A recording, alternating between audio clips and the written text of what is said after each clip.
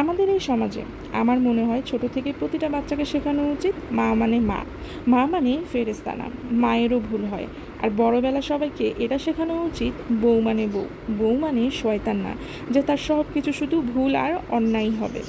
বউরা ভালো হয় সেসব শিক্ষাও নিতে হয়। সমাজটা এত বেশি বিষিয়ে গিয়েছে যে যখন মানুষটা আমার বাপের বউ তখন সে ফেরেশতা, আর মানুষটা যখন আমার বউ তখন সে শয়তান।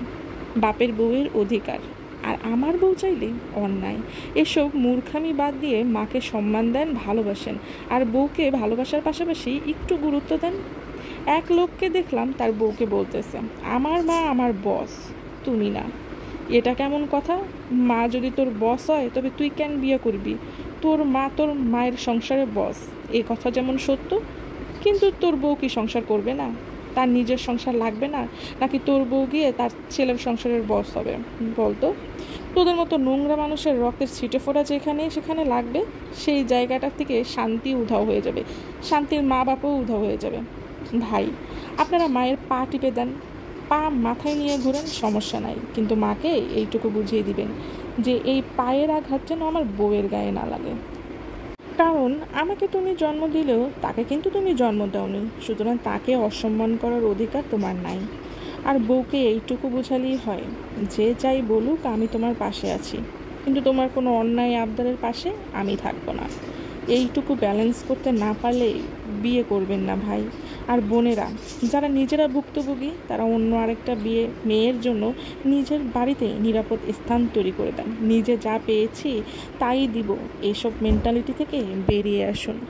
আমাদের এই সমাজে একটা বিষয় খেয়াল করলে দেখবেন, শাশুড়ি নামক মানুষটিও তার জীবনে অনেক কষ্ট করেছেন, কিন্তু সেই কষ্ট থেকে শিক্ষা না নিয়ে তিনি সেটা আরেক নারীর উপর চাপিয়ে দেন, তার ছেলের বউয়ের উপর। অথচ হওয়া উচিত ছিল ঠিক উল্টোটা, যে কষ্ট আমি পেয়েছি তা যেন আমার মেয়ে বা ছেলের বউ কেউই না পায়।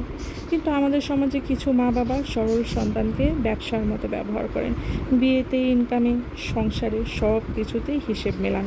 সেই ছেলেটা চুপ করে থাকে, কারো মুখের উপরে কিছু বলতে পারে না। মাকে বললে মা কষ্ট পাবে, আবার বউকে বললে বউ কষ্ট পাবে। আর তাদের দুজনকে মানাতে গিয়ে ব্যর্থ হলে শুধু মুখ বুজে সহ্য করে যায়।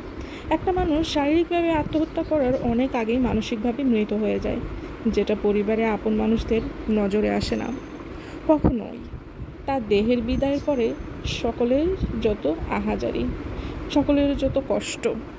তাই সময় থাকতে বুঝতে হবে, যারা নির্যাতনের মুখে থেকেও চুপ থাকেন, সহ্য করেন শুধুমাত্র সামাজিক অবস্থানে ভয় আর সংসার বাঁচানোর আশায়।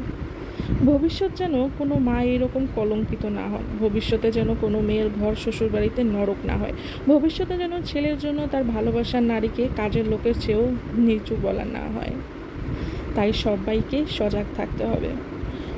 এই অত্যাচার থেকে মুক্তি পেতে অন্যায়কে বেছে নেওয়া যাবে না।